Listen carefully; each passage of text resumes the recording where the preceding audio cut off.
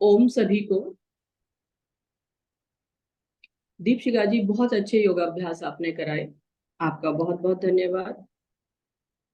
महिला पतंजलि योग समिति की तरफ से द्वारका की ये निःशुल्क कक्षा होती है।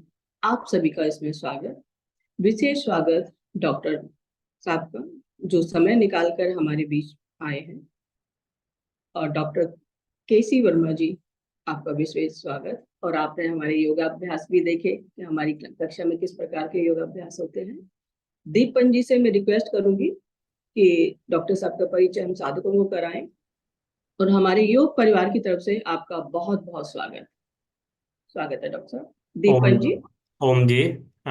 डॉक्टर कृष्णचंद्र वर्मा, जिन्होंने पीएचडी एक्यूप्रेशर और हाई हिमालयन हर्ब्स पर की है, पिछले 40 सालों से स्वास्थ्य और शिक्षा पर कार्य कर रहे हैं। और बहुत सारे इनके स्वास्थ्य और पोषण पर बड़े सारे वर्कशॉप हैं। और आज हमारी महिला पतंजलि योग समिति द्वारिका की कक्षा में सर आपका स्वागत है। बहुत बहुत धन्यवाद।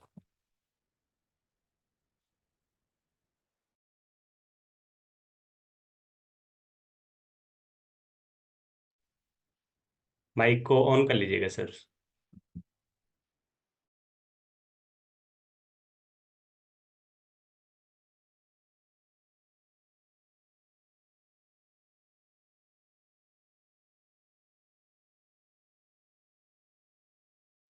सर आप म्यूट है, म्यूट।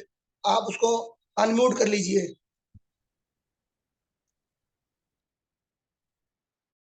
सर, ये नीचे जो माइक वाला बटन है ना, उसको क्लिक करिए, ऑन हो जाएगा।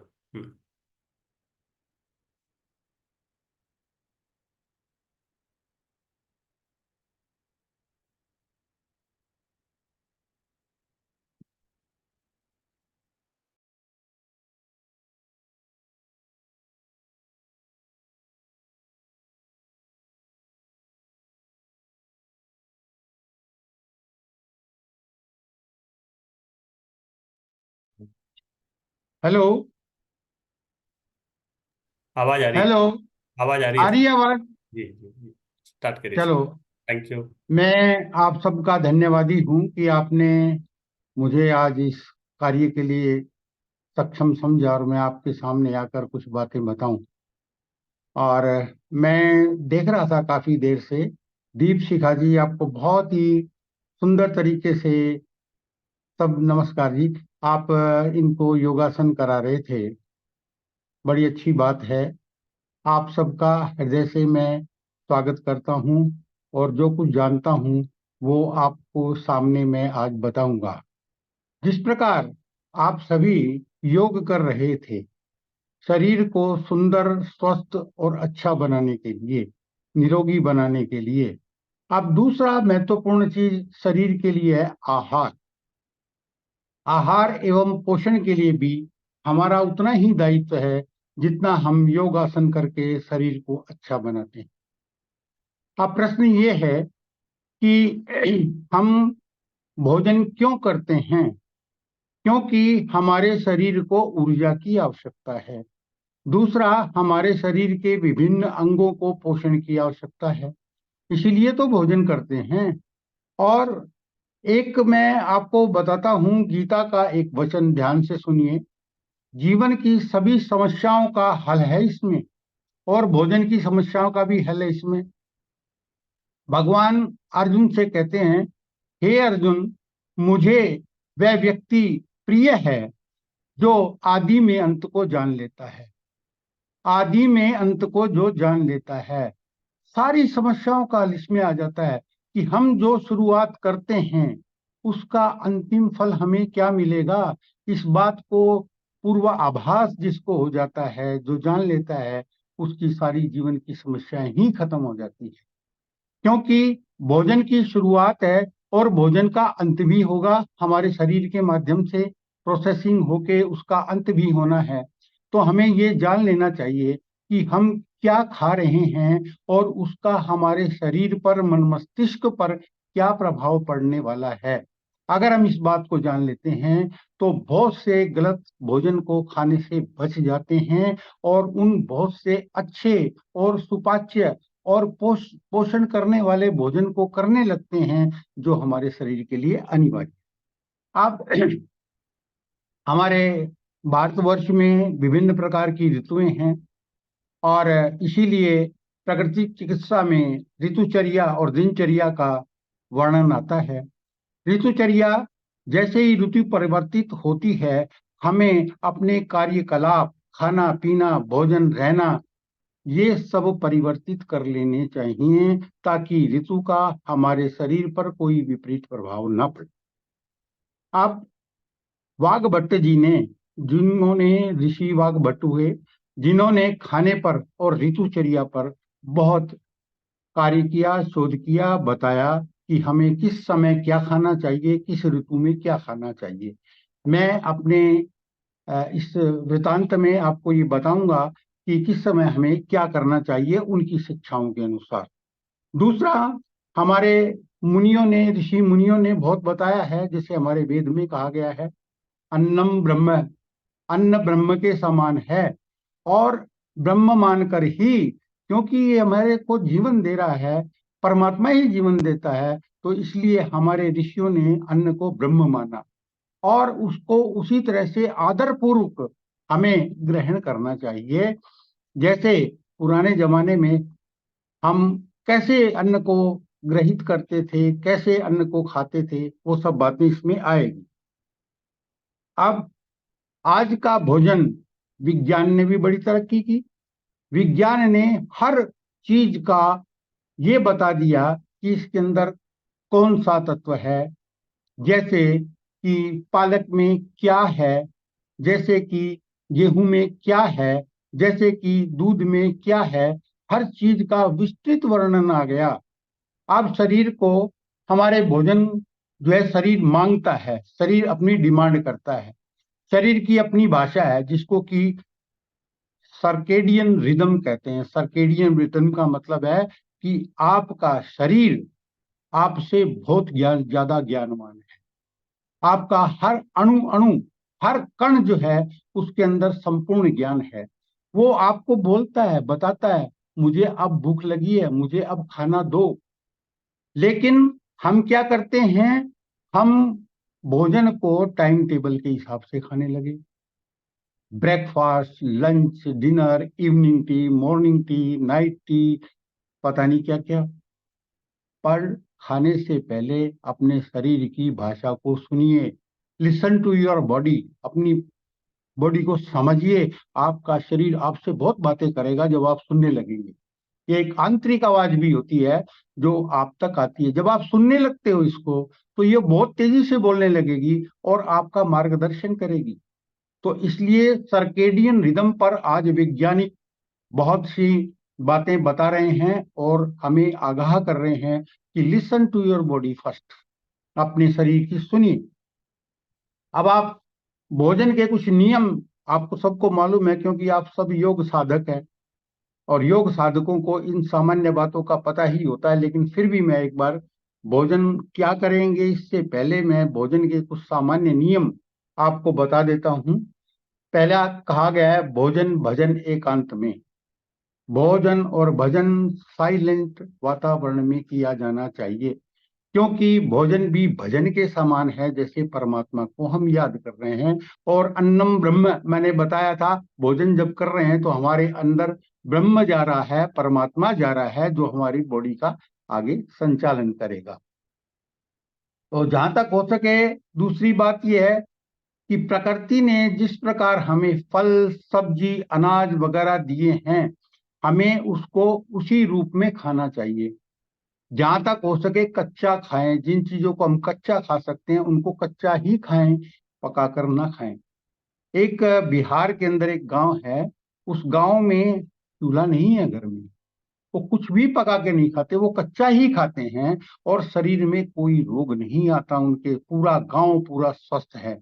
और संसार में 9 ब्लू जोन्स हैं। ब्लू जोन्स का मतलब होता है कि जहां पर लोग 100 और 100 साल से ऊपर जीवित हैं और स्वस्थ हैं।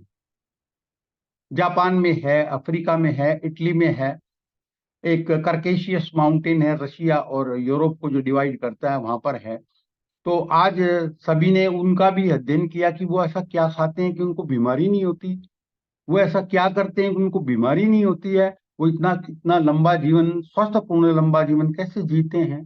तो उसमें ये पाया गया है कि वो जितना भी प्रकृति के नजदीक भोजन हमें मिलता है उसी का प्रयोग करते हैं और उसमें चेंज नहीं करते। हमने क्या किया है भोजन के अंदर, सारा ही परिवर्तन कर दिया, सब कुछ परिवर्तित कर डाला हमने।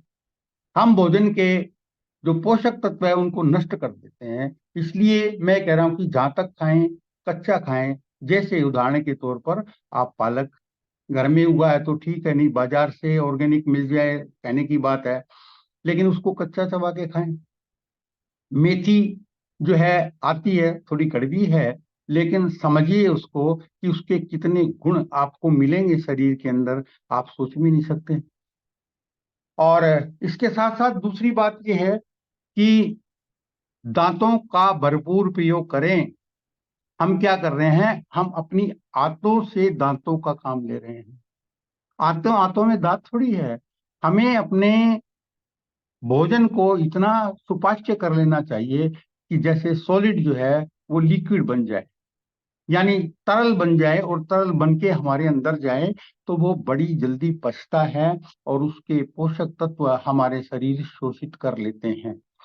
और इसके साथ साथ एक और भी है, जैसे आप योग कर रहे थे इसी प्रकार खाने का भी एक बैठने का ढंग है। जमीन पर बैठकर खाएं बहुत समय तक, यहाँ तक कि शादियों में भी खाना जो दिया जाता था वो जमीन पर बिठाकर दिया जाता था, ताकि आप पहली बात तो जमीन से जुड़ जाएं, दूसरा आपके पैर मुड़े हुए होते हैं क्योंकि खाना खाते समय रक्त जो है उसकी आवश्यकता पेट को होती है, क्योंकि पेट को रक्त को भोजन को पचाना होता है। हम जब खड़े खड़े खाना खाते हैं तो रक्त तो जाएगा नीचे, रक्त रुकेगा नहीं। तो रक्त नहीं रुकेगा तो हमारे पाचन में विघ्न पैदा हो जाएगा, निश्चित तौर पर विघ्न पैदा हो जाएगा। आप देखिए कि परमात्मा ने हमें 5 सेंसेस दी हैं, इंद्रिय ज्ञान दिया है कि जिससे हम चीजों को जानते हैं। उदाहरण के तौर पर आपके सामने भोजन की थाली आ गई। आप भोजन की थाली हम हाथ से खाते थे, हाथ को अच्छी प्रकार वॉश कीजिए, साफ कीजिए, उसके बाद बैठकर हाथ से खाना खाएं। हाथ क्यों खाएं, हाथ को जैसे छुएंगे तो आपको उस भोजन का टेम्परेचर पता चलेगा कि ये गर्म है या ठंडा है। ठीक है। दूसरा, जब आप ले जाएंगे तो आपकी नासिका में उसकी गंध जाएगी कि वो गंध कैसी है, क्योंकि गंध से जैसे कई बार भोजन खराब हो जाता है तो उसकी गंध हमें आ जाती है। तो नाक से गंदी गंध हमको मिलेगी और हम उसका आगे खाना है नहीं खाना है, परित्याग करना, उसको छोड़ सकते हैं। इसके साथ साथ फिर हमारी आंखें हैं, आंखें भोजन को देखती है, उसके अंदर कोई ऐसी चीज पदार्थ तो नहीं लगा है जो कि जिसको हमें नहीं खाना चाहिए, और उसके बाद वह खाना आपके मुंह में जाता है, और मुंह में खाना जाने के बाद आपको उसका स्वाद पता चलता है, और वो स्वाद पता चलने के बाद इतनी प्रक्रिया घटित हो जाती है, फिर हमें खाना अंदर ले जाना चाहिए पूर्ण रूप से चबाकर। ये खाना खाने के नियम है। अब हम क्या करते हैं, हम खाना खाते हैं जैसा हमें परोस दिया जाए, हम खाना खाते हैं जैसी व्यवस्था हमें दे दी जाए। शादियों में जाते हैं, प्लेट उठाते हैं, खाना खाते हैं, चम्मच से खाते हैं, कई बार तो कईयों का मुंह जल जाता है, गरम गरम पता ही लगा, हाथ तो लगाया ही नहीं था उसको, तो मुंह जल गया। और इसी प्रकार खाने में कोई स्वाद है या नहीं है, हम बात करते करते खाना खाते हैं। देखो आप जरा वॉच करना, आप सब बहुत बुद्धिमान हैं, देखना खाने खाते समय उनको सिर्फ एक आप अवलोकन करना, उसका अवलोकन करने पे आपको मिलेगा कौन किस तरह खाना खा रहा है। ध्यान कहीं और है, खाना खा रहे हैं और खाए जा रहे हैं। तो ये बातें, कुछ नियम जो है वो हमें ध्यान से समझ लेने चाहिए। दूसरी बात यह है, खाने में हम विज्ञापन पर आधारित खाना ना खाएं। जितनी भी फूड कंपनी है, फूड प्रोसेसिंग इंडस्ट्री है, वो आपको प्रेरित करती है ये खाएं ये ना खाएं, जिसको मिले वो खा लो, ये खा लो, ये सब बेकार है। घर का बना ही खाना खाइए जहां तक संभव हो सके। अब इसके बाद हम लेते हैं कि इसके अंदर शरीर की आवश्यकता किन किन चीजों की है, किन किन अवयवों की है। शरीर में हमें ऊर्जा चाहिए। जैसे आप सुन रहे हैं, आपके शरीर की ऊर्जा का प्रयोग हो रहा है। जैसे आप श्वास ले रहे थे, श्वास में भी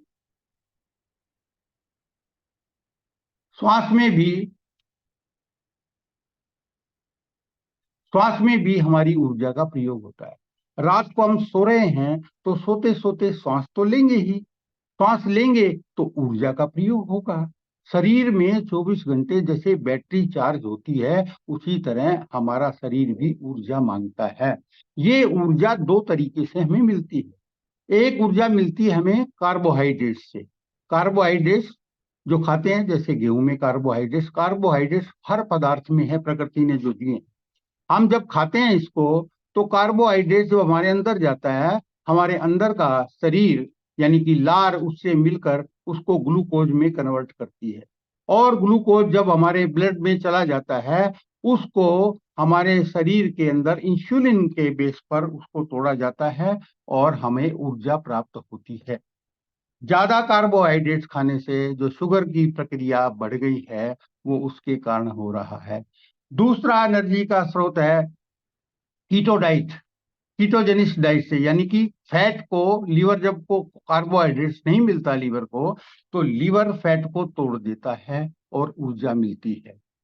तो ये ऊर्जा कार्बोहाइड्रेट्स की बजाय ज्यादा अच्छी और बेटर ऊर्जा है। तो ऊर्जा हमारे शरीर को चाहिए। इन ऊर्जाओं के लिए कार्बोहाइड्रेट्स, प्रोटीन और विटामिन, प्रोटीन भी जरूरी है, फैट भी जरूरी है बॉडी के लिए, और इसके साथ साथ हमें विटामिन की जरूरत है। Vitamin A, vitamin B, B1, B2, B3, B16, B7, ये सब विटामिन हमारे शरीर के लिए जरूरी है, हमारे हर अंग में, सर अंग को संचालित करने के लिए। हाँ हेलो, डॉक्टर साहब, एक मिनट, थोड़ा सा आप ना, आपका कैमरा, सॉरी मैं आपको डिस्टर्ब कर रहा हूँ, कैमरा सही नहीं आ रहा। कैमरा 1 मिनट कर में, रहे हैं। हाँ तो उसमें आ गया है अब लैंडस्केप में। अभी कर रहे हैं इसको ठीक। ठीक है।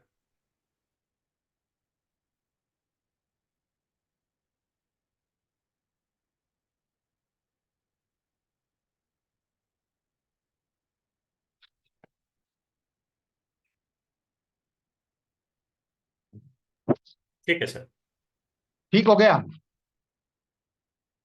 ठीक है। हेलो, जी सर, जी जी ठीक है। चलिए मैं आगे बढ़ता हूँ। तो इसके लिए हमें इन सब चीजों का ध्यान रखना चाहिए कि जो हम खाना चुने, उनके अंदर ये सारे तत्व मौजूद होने चाहिए। आज विज्ञान ने ये शक्ति आपके हाथ में दे दी है। आपके पास मोबाइल है, इंटरनेट है, गूगल है, फौरन ही खोल के देख लीजिए कि इस चीज में क्या क्या चीजें, इस पदार्थ में क्या क्या विटामिन है, क्या क्या कार्बोहाइड्रेट्स है, फैट्स कैसा है, फैट्स कितना है, ये सब चीजें हमें देख लेनी चाहिए। अब हम आते हैं शरीर के अंदर जो हमें खाना चाहिए उसके बारे में आ जाते हैं। ध्यान रखिए, शरीर जब इस समय जो सर्द ऋतु है, इस समय हमारे शरीर के अंदर वात, कफ, पित्त और वात, तीन ये दोष हैं। इस समय जो है हमारे शरीर में कफ बढ़ जाता है और शरीर को सर्दी से लड़ने के लिए, ठंड से लड़ने के लिए ज्यादा एनर्जी की जरूरत पड़ती है। उसके लिए पुराने जमाने से हमारे समाज की तरफ देखिए, सर्दियों में गूंद के लड्डू बनाए जाते थे, जिसके अंदर क्या था, कार्बोहाइड्रेट्स है, गोंद है जो कि हमारी हड्डियों को मजबूती देता है, उसके अंदर ड्राई फ्रूट्स भी डाले जाते थे, उसके अंदर घी भी डाला जाता। तो वो लड्डू हमारे समाज का बहुत देर तक हिस्सा रहे हैं। आज पुनः भी उसी का प्रयोग हम करने लग गए हैं। तो इसके लिए जठराग्नि बढ़ जाती है हमारे शरीर की, और हमारा शरीर इन सब चीजों को पचाने के लिए तैयार रहता है। अब आइए कि हम क्या क्या खाएं। अनाज में आ जाइए। अनाज का मतलब है कि जो ग्रेन, गेहूं, चावल, मिलेट्स, मोटा अनाज, बाजरा, ये सब चीजें हैं। तो आपको मालूम होगा ये वर्ष मिलेट ईयर है। इसके अंदर हम मोटे अनाजों का प्रयोग करने का प्रयास भारत ने समस्त विश्व को, भारत विश्व गुरु बनने जा रहा है आप लोगों की सबकी मदद से, विश्व को ये संदेश दिया है। अभी जो G20 समिट हुआ था उसके अंदर आपने देखा होगा कि वहां पर मिलेट्स की, बाजरे की रोटी वगैरह आदि परोसी गई थी। तो बाजरे का प्रयोग सर्दियों में हम अक्सर करते रहते हैं, क्योंकि ये सीजन का जो है अनाज है, ये इसी सीजन में होता है। और बाजरे में क्या खाएं? बाजरे की रोटी बना के खा सकते हैं, बाजरे की खिचड़ी बना के खा सकते हैं। अब एग्रीकल्चर यूनिवर्सिटी हरियाणा ने, मैं गया था कुछ दिन पहले वहां पर, बाजरे के बिस्कुट बना दिए, क्योंकि हम हमारी आदतों के अनुसार हम ये भी चीजें बिस्कुट के बिना नहीं रह सकते, तो उन्होंने बाजरे के बिस्कुट भी बना दिए। और अभी बिस्किट्स में कुकीज के लिए बहुत चेंजेस आ रहे हैं, किनवा की कुकीज आ रही हैं, रागी की कुकीज आ रही हैं। तो जो भी आपको उपलब्ध है अच्छी चीजें, उनको आप खा सकते हैं। दालों में क्या खाएं? दालों की, जिन दालों का स्वभाव उष्ण है, गर्म तासीर है, उन दालों को प्रयोग ज्यादा करें। जैसे काला मसूर, साबुत काला मसूर, ये इसके अंदर भरपूर प्रोटीन है, लेंटिल जिसको कहते हैं। और कई बार तो इसको, मतलब इसको घोड़ों का भोजन भी कहा जाता था, क्योंकि घोड़ों को बहुत ज्यादा प्रोटीन की जरूरत होती थी शक्ति के लिए। तो यह आपको भी शक्ति प्रदान कर सकता है। काला मसूर जो है, लेंटिन का प्रयोग ज्यादा करें। राजमा, अरहर की दाल, मूंग की दाल का स्वभाव जो है वो शीतल है, उड़द की दाल का स्वभाव शीतल है, उनको ज्यादा सर्दी के अंदर आप ना खाएं। और इसके साथ साथ मैं आपको बता रहा हूं कि हमारे पुराने जमाने में घरों में मेथी के लड्डू, अजवाइन के लड्डू आदि बनाए जाते थे, ताकि वो हमारे शरीर में ऊर्जा प्रदान करने का कार्य करते हैं। अब आ जाइए दूसरे, सब्जियों में क्या खाएं।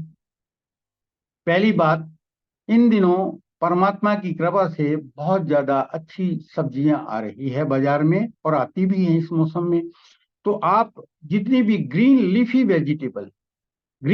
वेजिटेबल, और जहां तक हो सके उन्हें कच्चा ही खाएं। मैं स्वयं पालक जो है वो कच्चा खाता हूं, चबा के खाता हूं।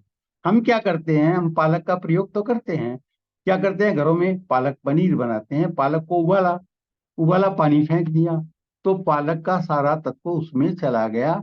आप केवल बचा कुचा भूसा खा रहे हैं, पालक के तत्व नहीं खा रहे हैं। आप उस पानी को, चलो उबाल भी लिया, तो उस पानी को मत फेंकिए, उसमें आटा गूंदिए, या उसको ठंडा करके हल्का सा गर्म करके काली मिर्च डालकर उसको पीजिए, तो आपको पालक का तत्व आपके शरीर तक पहुंचेगा। पालक के साथ साथ इन दिनों चौलाई, बथुआ, बंद गोभी, गाजर, शलगम, चुकंदर, मशरूम, सांगरी, शकरगंदी, सरसों, सरसों का साग, मक्की दी रोटी पंजाब का खाना है, बहुत अच्छा है। मक्की में मिलेट भी, मोटा समस्ता अनाज भी आ गया, और सरसों के गुण जो कि उष्ण होते हैं वो हमें मिल जाते हैं। अब आ गए फलों पे, आ जाइए। फलों में इस समय सिंघाड़ा आता है, संतरा आता है, अनार है, चीकू है, केला है। केला जरूर खाइए। अब आप कहेंगे कि डायबिटिक पेशेंट केला कैसे खाएगा? केले के अंदर कुछ, मैं विशेष बात कह रहा हूं कि उसके अंदर मैग्नीशियम, पोटेशियम, फास्फोरस, जो हमारी हड्डियों को मजबूत करने के लिए है वह है। लेकिन आप मीठा केला ना खाएं, आप हरा केला खा सकते हैं। हरा केले में आपको मीठा स्वाद नहीं मिलेगा, लेकिन आप हरा केला जरूर खा लीजिए। आजकल बाजार में केले का, कच्चे केले का पाउडर भी आने लगा है, जिसका प्रयोग आप 1 चम्मच 2 चम्मच उसका प्रयोग कर सकते हैं। इसके साथ साथ सेब जरूर खाना है। सेब छिलके समेत खाना है, छिलका नहीं उतार के खाना है। छिलके के अंदर ही, उसके अंदर आयरन वगैरह, जितने भी फास्फोरस ये सब हैं, वो सब होते हैं, वो हम फेंक देते हैं। हमें छिलके समेत खाना है। अगर आप वृद्ध हैं कई मेरी तरह, वो दांत नहीं है, तो आप उसको मिक्सी में डालकर खा सकते हैं। इसके साथ साथ क्यों खाएं हम सेब? आप जानते हैं कि आप भोजन अपने लिए ही नहीं करते हैं। हमारी छोटी आंतों में 2.5 अरब बैक्टीरिया है। आप स्वयं अपना काम नहीं करते हैं, वो आपके 2.5 अरब बैक्टीरिया आपके लिए काम करते हैं। क्या निर्णय करते हैं वो ये निर्णय करते हैं कि क्या भोजन खाएं, क्या कौन सा भोजन आया है। उनके लिए जो फलों का फाइबर है वो उनका भोजन है। 2.5 अरब बैक्टीरिया आपके लिए काम कर रहे हैं। आपके अंदर केवल 23 जीन है, एक मधुमक्खी के अंदर 2,500 जीन्स हैं। क्यों? क्योंकि हम अपना सारा काम बैक्टीरिया से करवाते हैं। अब गट बैक्टीरिया का स्वास्थ्य होना बड़ा जरूरी है। आजकल इस पर बड़े लेख आ रहे हैं कि गट हेल्थ बहुत जरूरी है। लीकी गट है तो बीमारियों का कारण बन जाती है। और बैक्टीरिया, यदि उनका नेगेटिव बैक्टीरिया अगर ज्यादा हो गए हैं तो बहुत सी बीमारियां घर कर लेती हैं, जैसे आर्थराइटिस, हार्ट की बीमारियां, दिमाग की बीमारियां, पार्किंसंस, डिमेंशिया, अल्जाइमर, ये सब बीमारियां ओल्ड एज में ज्यादा आती है, लेकिन आजकल यंग बच्चों में भी ज्यादा ये देखी जाती है, क्योंकि उनकी गट का जो हेल्थ है वो खराब हो चुका है। उसके लिए मैंने कुछ प्रयोग किए हैं। मैंने टर्की से कीफर, KEFIR, शायद आपने नाम सुना हो। उसके अंदर 64 बेनिफिशियल बैक्टीरिया हैं जो हमारे गट में बैक्टीरिया के अंदर जो कमी है या नेगेटिविटी है उसको पूरा कर देते हैं। लेकिन उसका प्रयोग कैसे करेंगे इसके ऊपर किसी दिन विशेष चर्चा करूंगा, अदरवाइज ये टॉपिक जो है दाएं बाएं हो जाएगा। तो दूसरी बात, फलों का जो रस आप पीते हैं, फलों को संपूर्ण रूप में खाएं, उसका जूस ना पिएं। अगर जूस पीना भी पड़े तो जो फाइबर है वो उसके अंदर रह जाए, बीज तो निकालने ही पड़ेंगे। क्योंकि फाइबर जो है हमारे गट बैक्टीरिया, जो 2.5 अरब मेहमान हमारी छोटी आंतों में बैठे हैं, उनका भोजन भी तो आपको ही देना है, कोई दूसरा नहीं देने वाला है। और इसके साथ साथ आज के मौसम में संतरा, अनार, चीकू, केला, अंजीर आदि आप खा सकते हैं। इतने सारे नहीं खाएंगे, जो भी एक दो मिल जाए उनका प्रयोग आप कर सकते हैं। इसके लिए अब इसके बाद आ जाता है डेयरी प्रोडक्ट, दूध। दूध हमारे सनातन टाइम से हमारे साथ जुड़ा हुआ है। दूध और दूध से बनी बहुत सी चीजें हम प्रयोग में लाते हैं, जैसे दही, बर्फी, पेड़ा और दूध से पनीर आदि है। मैं आपको आगाह कर रहा हूँ, चेता रहा हूँ, आज वो दूध नहीं है जो दूध पुरातन काल में गाय भैंस घरों में पालकर हम प्रयोग में लाते थे। आज का दूध जहर हो चुका है, पॉइजन हो चुका है। कारण क्या है उसका? जैसे आज हम दूध कहाँ से लेते हैं? सोर्स क्या है हमारे दूध का? हम घरों में तो पशु नहीं पालते हैं। और दूसरा क्या है, बाहर से आता है, थैलियों में दूध आता है। अमूल और दूसरी जितनी भी बड़ी कंपनियां हैं दूध बेचती है। आपको मालूम है ये पैकेट में दूध कितना पुराना हो जाता है, और इसके अंदर जो प्रिजर्वेटिव डाले जाते हैं वो कितने डेंजरस हैं। हालांकि छोटे हैं, लेकिन कम मात्रा में है, लेकिन वो हमारे को डैमेज कर रहे हैं। आज की बीमारियों का कारण दूध बहुत ज्यादा बीमारियों का कारण है। दूध और दूध से बने प्रोडक्ट को मैं तो आपको मना ही करूंगा। आप कहेंगे तो क्या करें? दूध से आप समझते हो, दूध से हमारी हड्डियां मजबूत होती है। कहा जाता था पहले दूध से हड्डियां मजबूत होती है, दूध में कैल्शियम है। आपको मालूम है विज्ञान ने आज सिद्ध किया है कि दूध जब शरीर में पचता है तो रेजिड्यू रह जाता है, जिसको सल्फर कहते हैं। और बॉडी, शरीर, आपने तो कर लिया, आप पियो दूध, शरीर आपको मना नहीं करेगा, आप कुछ भी खा सकते हो, शरीर आपको नहीं रोकता। शरीर आपका सबसे आज्ञाकारी व्यक्ति है, कुछ मना नहीं करेगा। जहर खाते तो जहर भी खा लो, वो नहीं रोकता आपको। रोकता है? नहीं रोकता। अमृत खाओ, बड़ी अच्छी बात है, लेकिन शरीर उसको ठीक करने का कार्य फिर करता है। अब जो सल्फर बच गया उसको न्यूट्रलाइज करने के लिए, वो पता है, बॉडी जानती है कि ये जहर है। बॉडी क्या करेगी? उसको उसको न्यूट्रलाइज करेगी। न्यूट्रलाइज कैसे होगा? वो कैल्शियम से होगा। तो दूध से कैल्शियम मिलने की बजाय हड्डियों से कैल्शियम बॉडी खींचती है, ताकि इसको न्यूट्रलाइज करके बाहर फेंक दिया जाए, ताकि शरीर खत्म ना हो, समाप्त ना हो। इसलिए आप भूल जाइए कि दूध से आपकी हड्डियां मजबूत हो रही है। लेडीज में अब आप इसके विश्व में उदाहरण दे दिए गए, जो देश डेयरी प्रोडक्ट पे बेस्ड हैं, डेयरी का ज्यादा प्रयोग करते हैं, दूध का ज्यादा प्रयोग करते हैं, वहां ज्यादा फ्रैक्चर होते हैं, उनकी हड्डियां ज्यादा कमजोर है। ये उदाहरण है, स्टडी की गई है इसके ऊपर। ऐसे नहीं कह दिया गया है। और इसके लिए क्या करें, उसके लिए मैं बताता हूँ। आप उसके लिए बादाम का दूध घर पे बनाएं। सर्वोत्तम, विश्व का सर्वोत्तम दूध बादाम का दूध है, और कुछ नहीं करना पड़ता। और एक और बात भी बता दूं, सोचो कि बादाम तो बड़े महंगे हैं भाई, बड़ा लागत आएगी। नहीं, बादाम का दूध उसी मूल्य में आपको पड़ेगा जिस मूल्य में आप बाजार से दूध लेकर पी रहे हैं या कर रहे हैं। कैसे बनाएंगे, शॉर्ट में बता देता हूं। बादाम भिगो दीजिए, और ज्यादातर बादाम जो है वो आप कैलिफोर्निया वाले बादाम ले, क्योंकि जो मामरा और दूसरे बादाम है, गुरबंदी बादाम है, उनके अंदर एक दो गिरियां कड़वी आ जाती है। बादाम की गिरियां जो कड़वी होती है, उनके अंदर क्या है, उनके अंदर पोटाशियम सायानाइड जहर है, इसीलिए हम उसको थूक देते हैं। तो कोई भी ना है, इसलिए कैलिफोर्निया का बड़ा बादाम ले। ज्यादा से ज्यादा बाजार में मैं तो लाता हूँ, मेरे को तो 620 रुपया किलो मिल जाती है यहाँ भिवानी। दिल्ली में भी इतनी में मिल जाएगी, या 150 रुपये ऊपर नीचे मिल जाएगी। आप 150 ग्राम बादाम में 150 ग्राम बादाम की गिरी को भिगो दें, और उसके अंदर आपका 1.25 लीटर दूध बन जाएगा। अब 150 ग्राम बादाम कितने के हो गए, 90 रुपए के हो गए, 100 रुपए के हो गए। 100 रुपए में आपको 1.25 लीटर या 1.5 लीटर दूध बन जाएगा। और एक और बात बता दूं, उस दूध से आप चाय भी बना सकते हैं। बहुत अच्छी चाय बनती है, जैसे इस दूध से बनाते हैं, बादाम के दूध से चाय बन जाएगी। तो बादाम को भिगोकर सुबह उसको हल्के से गर्म पानी में हल्का सा उबालना है, तो उसके छिलके आराम से अलग हो जाएंगे। उसको मिक्सी में डालिए, पहले घुमाइए, फिर उसके बाद उसमें पानी डालिए, फिर और पानी डालिए, और फिर उसको मुस्लिम क्लोथ से छान लीजिए, प्लास्टिक की जाली में कैसे भी छान लीजिए। छनने के बाद उसके अंदर जो केक बच जाएगा वह भी व्यर्थ नहीं है।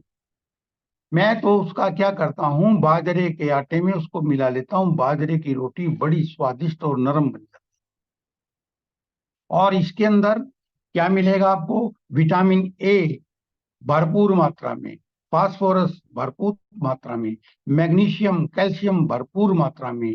फैट इसमें कम है। आप मत सोचिए कि कोलेस्ट्रॉल लेवल बढ़ेगा, फैट नहीं है इसके अंदर।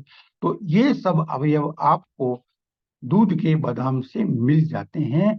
आप कहते हो बादाम तो हम खाते हैं, खाने के अंदर हम नहीं देख पाते कि वो कितना बारीक, कितना पिसा है दांतों से, और आधे से ज्यादा बादाम हम वेस्ट कर देते हैं, वो वेस्ट चला जाता है। इसलिए बादाम का आप दूध पिए। और दूसरा, नारियल का दूध भी पी सकते हैं, लेकिन नारियल का दूध थोड़ा सा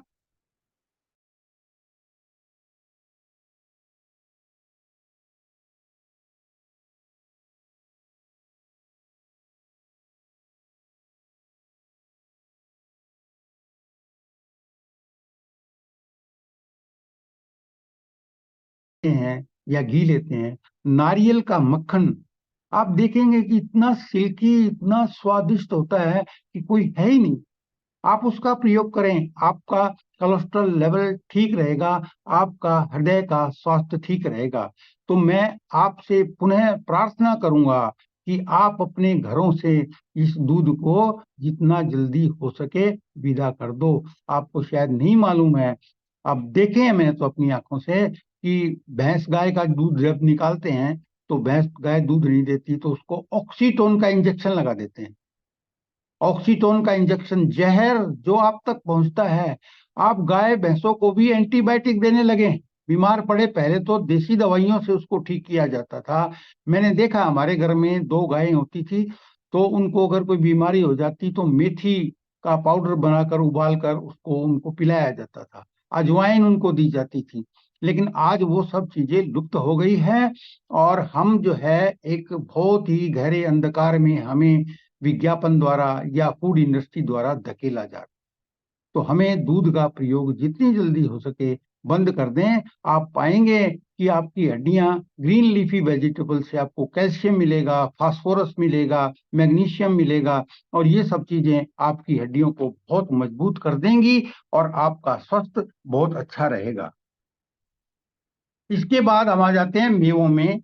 मेवों में बहुत चीजें हैं। बादाम है, तिल को भी मैं इसी कैटेगरी में शामिल करता हूँ। अखरोट है, पिस्ता है, पोषक दाना है, ताल मखाना है, तिलगोजा है, किशमिश है और बड़ी दाख है। इन मेवों को सबको कहाँ कहाँ से लाएंगे, कहाँ कहाँ से खाएंगे? इसलिए मैंने घर में मिसेज के लिए एक इसका स्वस्थपूर्ण जो है पौष्टिक तत्व बनाया। कैसे बनाया? मैं लेता हूँ पोषक ताल मखाना और तिल, बादाम, इनको थोड़ा सा हल्का सा भून कर मिक्सी में बना लें, ये पाउडर बन जाएगा। और इसके अंदर सारे तत्व, magnesium, calcium, phosphorus, selenium, zinc, जो हमारी हड्डियों के लिए, जो हमारे स्वास्थ्य के लिए जरूरी है, वो सब आ जाएंगे। इसके अलावा मसालों में ये बिजनेस, इसमें आवाज आ रही है, किसी ने म्यूजिक चला रखा है। हेलो, नहीं, हेलो। यहाँ तो नहीं आ रही सर, आपके उसमें शायद कुछ हो प्रॉब्लम। अब रुक गया। तो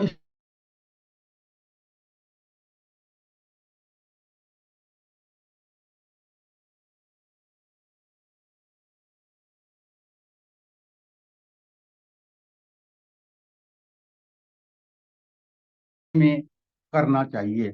अब देखिए कि क्या है अदरक। अदरक एक अमृत है सर्दी के लिए। अदरक को उबाल के उसका पानी पीने से आपका डाइजेशन सिस्टम ओके हो जाता है। अदरक को उबाल के पीने से आपका गला साफ हो जाता है, आपको गले में खिचखिच वगैरह कुछ नहीं रहती है। इसके साथ साथ आप हल्दी, एक बात ध्यान और आपको आगाह करा देता हूं कि हल्दी जो है वो सारा साल, अब तो दिल्ली में तो खासतौर पर कच्ची ही आती है, तो कच्ची हल्दी का प्रयोग करें। आंवले का प्रयोग करें भरपूर मात्रा में। लाल मिर्च का प्रयोग करें। लाल मिर्च कहेंगे कि माल लाल मिर्च, तो उल्टी बात कर रहे हैं। लाल मिर्च कई प्रकार की होती है। एक मीठी लाल मिर्च है जो कि राजस्थान में आती है, वो इतनी चरचरी नहीं होती, लेकिन वो हमारे खून को पतला करती है, खून के स्तर को बारीक रखती है, पतला रखती है। आपको खून पतला करने की दवाई लेने की जरूरत नहीं पड़ेगी। इसलिए अब इसके अंदर लहसुन, सरसों का तेल, काली मिर्च, जायफल, जावित्री, दालचीनी, लौंग, ये सब औषधियां हैं, इनका प्रयोग करें। अब क्या करें, एक तरीका और बता देता हूं। जैसे मैंने आपको बताया था कि वो पाउडर बनाएं जिसमें पोषक ताल मखाना, तिल और बादाम आदि हों। इसके लिए क्या करें, बराबर मात्रा में अदरक लें, हल्दी आदि,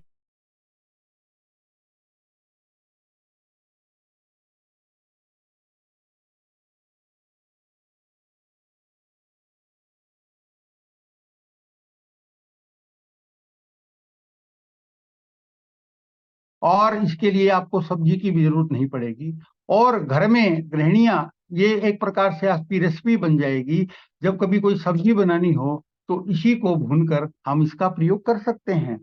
और घर के अंदर जायफल, जावित्री आदि रखिए। छोटे बच्चों को सर्दी लग जाती है तो उनको पहले जायफल को पत्थर पे घिसकर चटाया जाता था, शहद में मिलाकर। जावित्री भी इसी का है, ये भी बहुत गर्म है।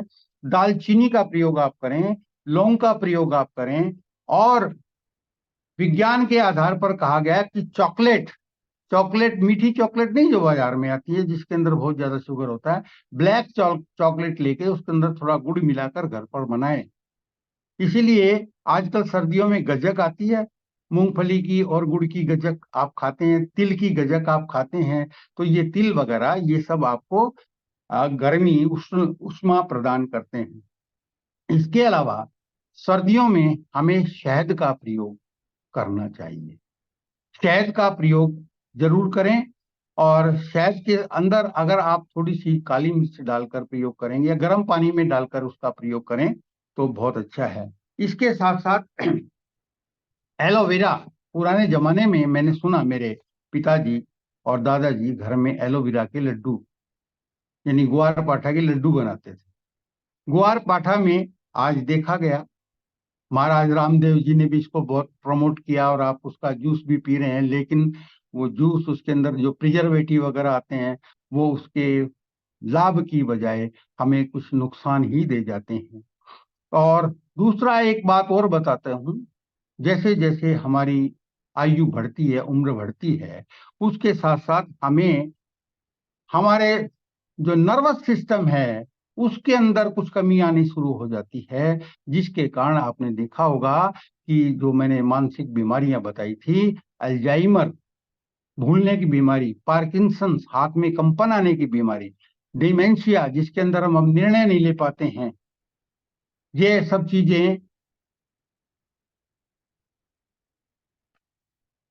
सब चीजें ठीक करने के लिए पिछली बार मैंने एक लेक्चर दिया था, एक बात बताई थी, जिसके अंदर शिलाजीत पर मैंने बहुत बल दिया था। शिलाजीत का मतलब है कि ये पहाड़ों से अपने आप रिश्ता है, हिमालय के पहाड़ों की श्रृंखलाओं में ये रिश्ता है, और इसको कलेक्ट करके, इसको शुद्धिकरण करके इसका प्रयोग किया जाना चाहिए।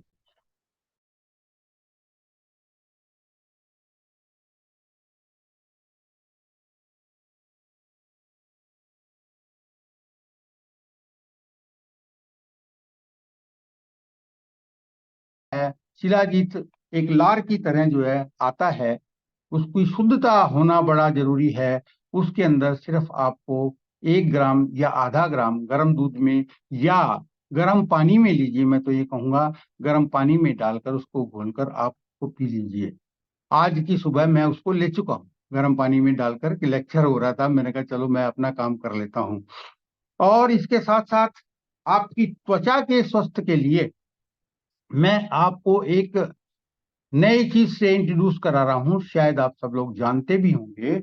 एक ऑयल है जिसको जोजोबा ऑयल कहते हैं, JOJOBA, जोजोबा ऑयल। ये भारतीय मूल का नहीं है। मैंने इस पर 1996 से प्रयोग चालू किए थे और इसके अत्यंत लाभ मिलते हैं। अब आप देखिए, त्वचा की स्निग्धता बनाए रखने के लिए, फटी हुई त्वचा को ठीक करने के लिए कितनी प्रकार की कंपनियां आती है, उन सब के प्रोडक्ट में पेट्रोलियम जेली होती है। पेट्रोलियम जेली कभी हाथ पर 1-2 बूंद पड़ी हो पेट्रोल की डलवाते समय, तो आप देखोगे फौरन ही सूखापन आ जाता है। पेट्रोलियम जेली एक बार तो लगेगा आपको कि हमारी त्वचा ठीक हो गई, लेकिन हमारी त्वचा एक तत्व बनाती है, एक ऑयल पैदा करती है जिसको सिबस्कम कहा जाता है, जो त्वचा के पोषण और संरक्षण के लिए जरूरी है। एज के साथ साथ वह उत्पादन बंद हो जाता है और हमारी त्वचा रूखी सूखी रह जाती है। आपको मालूम है हमारे शरीर का सबसे बड़ा अंग कौन सा है? त्वचा ही हमारे शरीर का सबसे बड़ा अंग है। हम त्वचा में बंधे हैं, बाहर भी हमारे त्वचा है और अंदर भी हमारी त्वचा है। अब आप देखते हो मुंह के अंदर त्वचा है, वो ज्यादा डेलिकेट है। हमारी आंतें त्वचा है, हमारी छोटी आंतें त्वचा है, हमारा पेट त्वचा है, हमारा लीवर त्वचा है, हमारा गॉल ब्लैडर त्वचा है।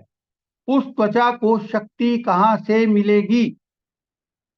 आप उसके लिए मैंने इसके प्रयोग किए हैं, जोजोबा ऑयल के प्रयोग किए हैं।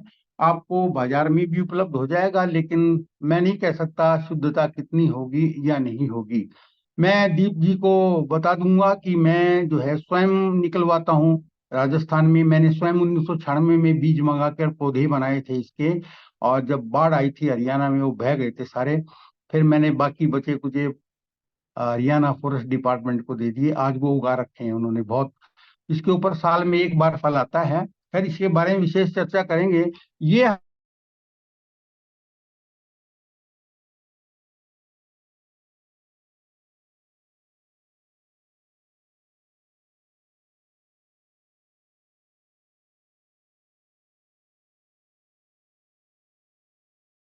इसको ओरली लिया जाता है, माउथ से 2 चम्मच आप ले लीजिए। आपको पता चलेगा कि आपकी अंदर की त्वचा, छोटी आंतें, बड़ी आंतें, पेट, यहाँ की गुदा द्वार तक, ये जो है आपकी त्वचा की स्निग्धता बनाए रखता है। इसका आप प्रयोग भरपूर मात्रा में करें और शहद का प्रयोग करें, और योगासन आप सब कर ही रहे हैं। और इसके बारे में अब मैं तो जो बताना था आपको बता दिया। अब आपके प्रश्न जो भी हैं मेरे सामने रखिए, मैं जहाँ तक हो सकेगा आपके प्रश्नों का उत्तर देने का प्रयास करूंगा। धन्यवाद। Thank you sir. हेलो। जी, जिन हाँ लोगों ने क्वेश्चन करने हैं यदि वो हैंड रेज कर लें तो थोड़ा सा सुविधा हो जाती है। हाँ, नहीं नहीं नहीं, बिल्कुल आप करिए, आप उनको अलाउ करिए अपनी तरफ से और मेरे को प्रश्न आने दीजिए, मैं आपके उत्तर दूंगा। जी,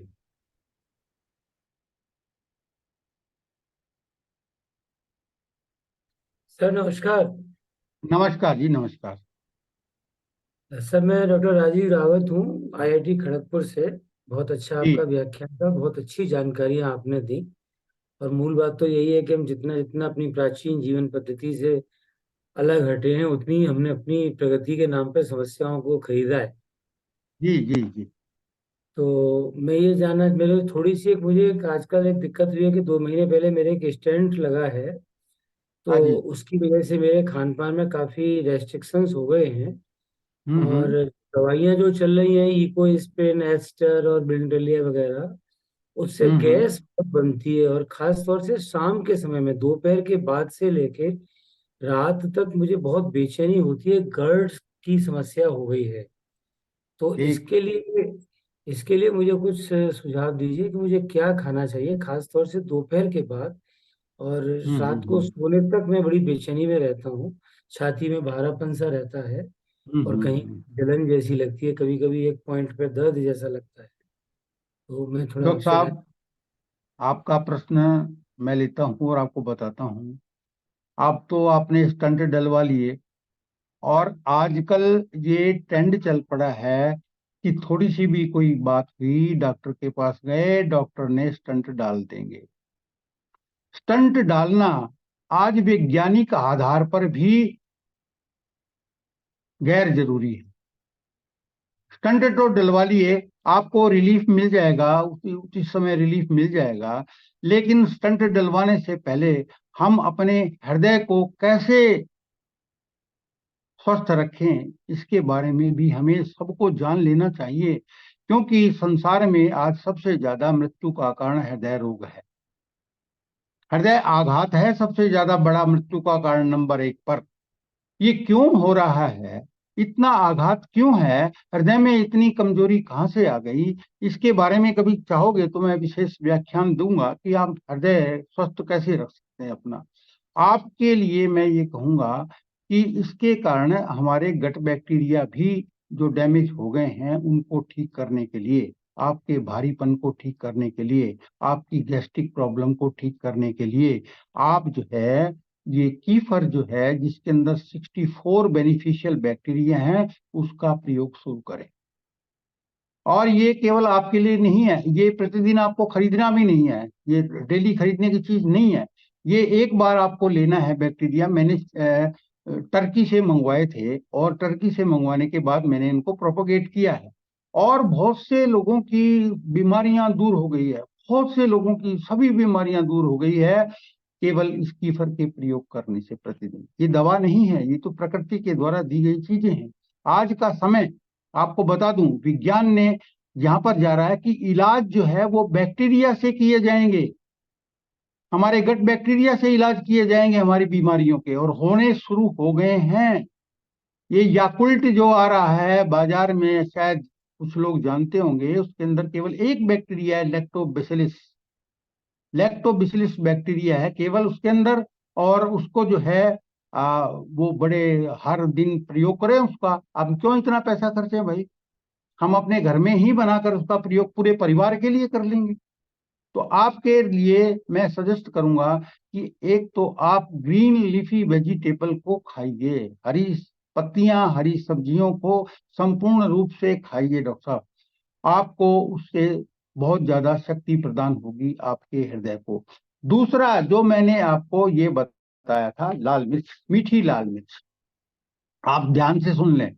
मीठी लाल मिर्च का पाउडर मिलती है, ये अब किसी को हृदय होता है तो एक चम्मच उसमें लाल मिर्च का पाउडर उसमें गर्म पानी डालकर पीएं, आपको ब्लड की जरूरत नहीं होगी, और देर में जो आघात आया है वह टल जाएगा। खून को बिल्कुल पतला कर देती है, बिल्कुल पतला कर देती है, जिससे नहीं होता। और एक आपको बताऊं मैं, देखिए अगर बात आ रही है, आप कहते हैं कि क्या हम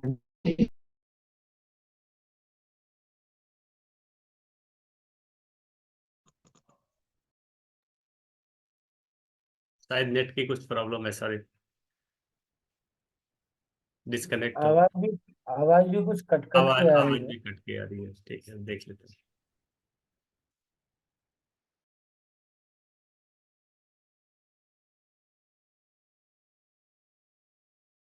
ये मीठी लाल मिर्च क्या हमारी ये लाल मिर्च है, इससे कुछ अलग है? सर ये राजस्थान में एक अलग तरह की एक मीठी लाल मिर्च होती है, जिसके बारे में वो बता रहे हैं। जो हमारी वाली लाल मिर्च है वो ये नहीं है।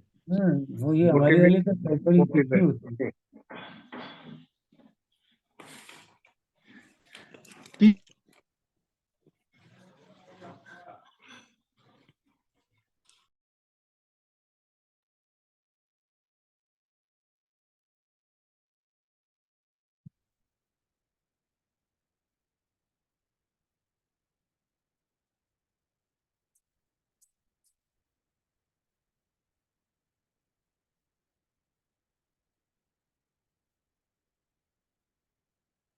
ये डॉक्टर साहब आप जुड़ चुके हैं, तो आप अपना वीडियो और ऑडियो ऑन कर लीजिएगा।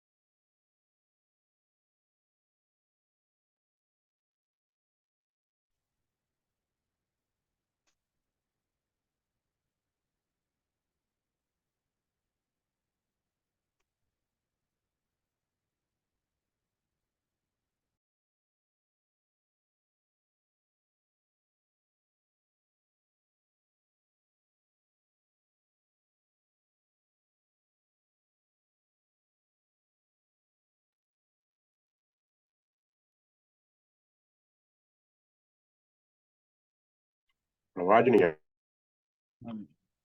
हाँ जी, अब आ रही है आवाज? जी जी, आ रही है, आ रही है। जी जी, सुनिए। तो मैं ये बता रहा था आपको कि मीठी लाल मिर्च राजस्थान में होती है, और इसमें चरचरापन तो रहता है, लेकिन इतना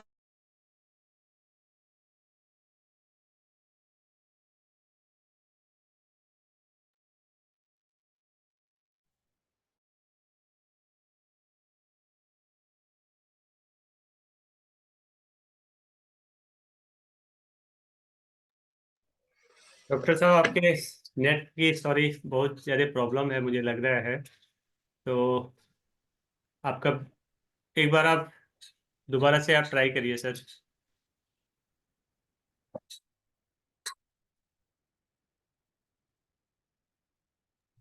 सर आप इनका नंबर ग्रुप में दे दीजिएगा, मैं इनसे सीधे बात कर लूंगा जरूर, फिर, है ना? जरूर राजीव सर, जरूर। बहुत बहुत आभार, मैं थोड़ा टहलने निकल रहा हूँ।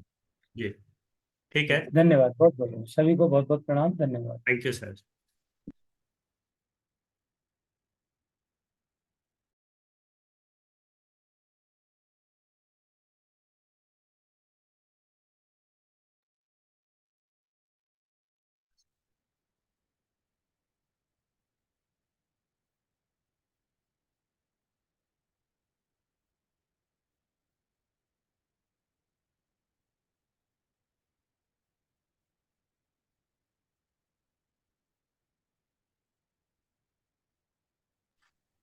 नहीं जुड़ पा रहे देव जी।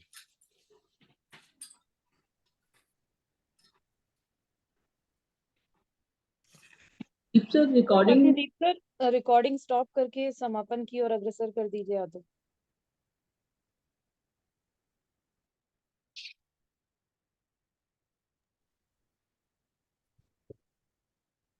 डॉक्टर साहब की कुछ नेट की प्रॉब्लम है, दोबारा से हॉटस्पॉट से वो ट्राई कर रहे हैं।